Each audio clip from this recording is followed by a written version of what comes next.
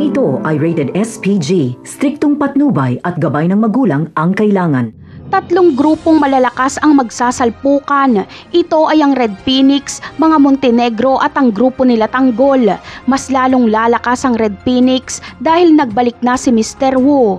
Tatlong magkakapatid din ang magsasalpukan. Si David sa hanay ng mga Montenegro, si Tanggol sa sarili niyang grupo at si Santino sa Red Phoenix. Lalayas kasi si Santino sa kanila at sasama siya kila Edwin. Samantala, tuluyan ng mapapalayas ang jumper na si Lena. Bagamat ito ang gusto ni Marites na mawala na si Lena, ay hindi pa rin siya masaya dahil hindi pa rin nawala ang sakit na idinulot nito sa kanya.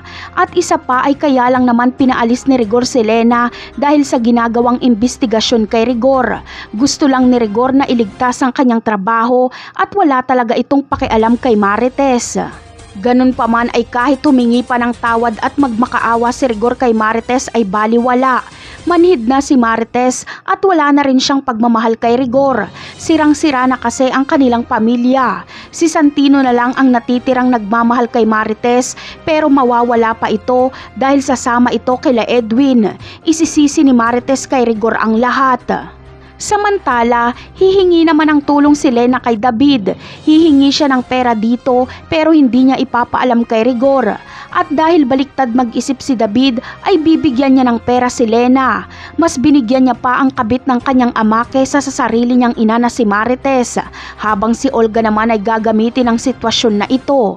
Susuhulan niya si Lena ng malaking halaga para patayin si Marites. Napakarami pa nating dapat abangan sa mga susunod na episode. Paalam!